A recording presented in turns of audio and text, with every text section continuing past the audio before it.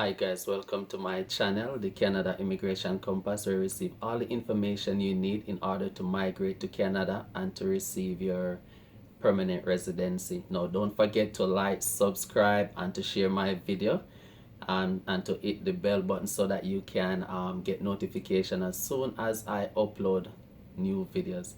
I have also provided my contact information in the description below. So my WhatsApp number is there, my Facebook page, and my email address is there. Today I want to talk to you about, should you try to get your PR through Canada Experience class or through the Federal Skill Program or Federal Trade Program. What is the difference between them? And you would recognize, if you have been following my channel, that these programs fall under the express entry system. I have done a detailed video on this called Express Entry Simplified. I have placed the link for that video in the description below, so if you want to get a better understanding of how express entry work, you can check out that video. So basically, the Canada Experience class versus the Federal Skill Trade or the Federal Skill Program. What is the main difference? Now, the difference in many options today, in whatever you do, oftentimes have something common, and that is cost, money.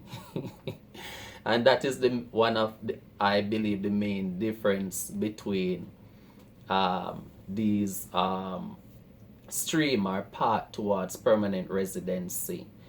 For the Canada Experience class, you need to get, after you would have studied in Canada, have completed at least a 12 months program at a designated learning institution in Canada.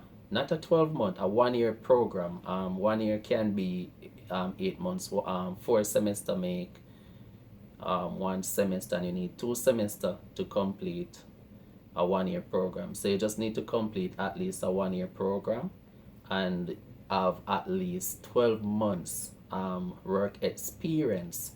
Then you will be qualified for the Canada Experience class.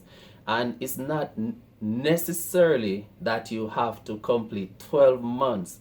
If you complete 1,560 hours, you would be qualified with the 1-year study program that you would have completed, right? Because some individuals work much more hours per week, so that is why it could possibly be less than 12 months, right?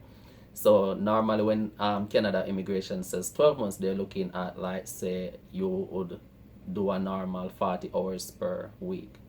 But once you have the 1,560 hours, then you are qualified in terms of attaining the Canadian experience. Now, the benefit with the Canadian experience in terms of applying for your permanent residency is that you don't need to provide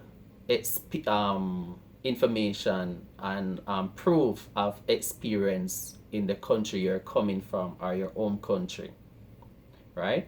And so, but that is the situation with, like, the Federal Skill Program or Federal Trade Program. When you get an invitation to apply for a permanent residency under the Federal Skill Program or Federal Trade Program, which falls under express entry, you're going to be required to provide like job letters, proof of the experience that you said you have before in the country that you're coming from. And those information sometimes may be a bit tedious to receive or to get or come by. And you're going to also need to provide, like, pay stub sometimes you don't even know how to find these pay stubs. So the requirements, some of those requirements may be a bit challenging to come by. So that is one some of the benefits with the Canadian Experience Class program. If you got an invitation to apply for a permanent residency under the Canadian Experience Class, you're not going to be required to provide all those information. You're just going to need to provide the proof that you have the 12 months experience in Canada or 1,560 hours, along with your proof that you have completed at least a 1 year program in Canada. So, and the other thing too, if you got a PNP, provincial nomination, to apply for your permanent residency, that's going to cost you double money, because you're going to have to pay for the provincial nomination. After it got approved, you're going to have to pay again for the permanent residency application. So that's like two payments. And the last time I checked, like if you get a provincial nomination from Ontario, that's like the fee for that is like $1,500. And if you're using a immigration lawyer or a immigration consultant, that's going to be more money. And then after you get through with the PNP, you're going to have to apply for the permanent residency next, which is going to cost you another set of money. And also, if you're going to be using immigration consultant or immigration lawyer, it's going to be like two application money, because you're applying for two different things. You got the invitation to apply for the provincial nomination. When you apply for it, you have to pay. After that, you're going to have to pay for the permanent residency. So these are some of the things you have to take into consideration.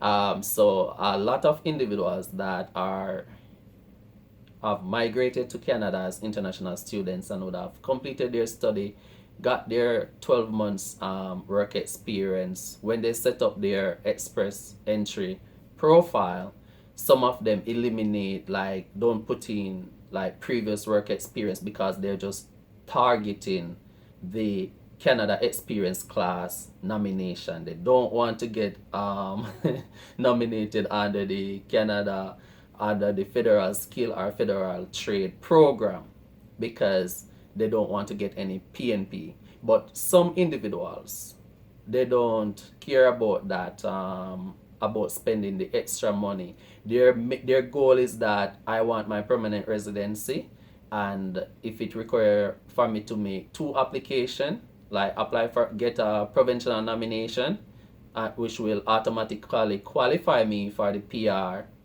I don't mind. I'm willing to pay the application fee for the provincial nomination and then pay for the permanent residency application.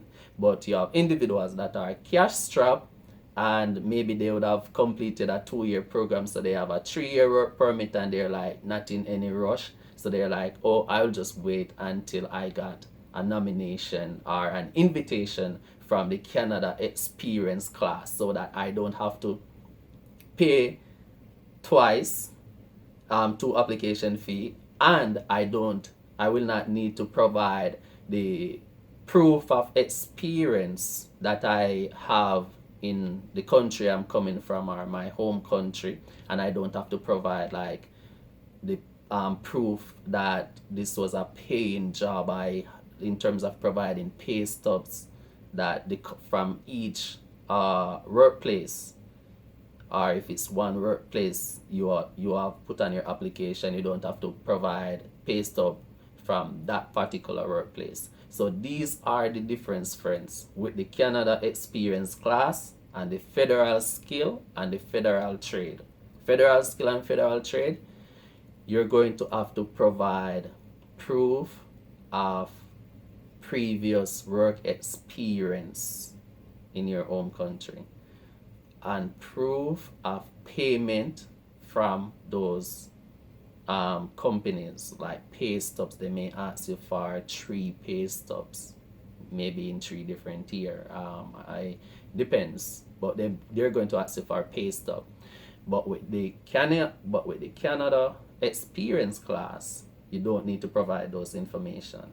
All you need to provide is the 12-month work experience, or 1,560 hours worth of work experience in Canada, along with the proof that you have completed at least a 1 year study program at a designated learning institution in Canada, and that's it. And also, with the federal skill programs, I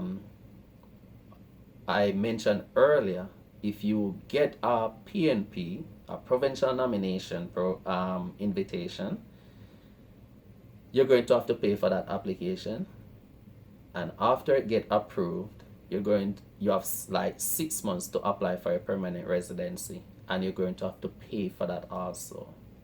But it just depends on you. Some individuals will be happy if they can get a provincial nomination so that they can get their PR. It's a sure go. Once you get it, it's a sure go, you're going to get your PR.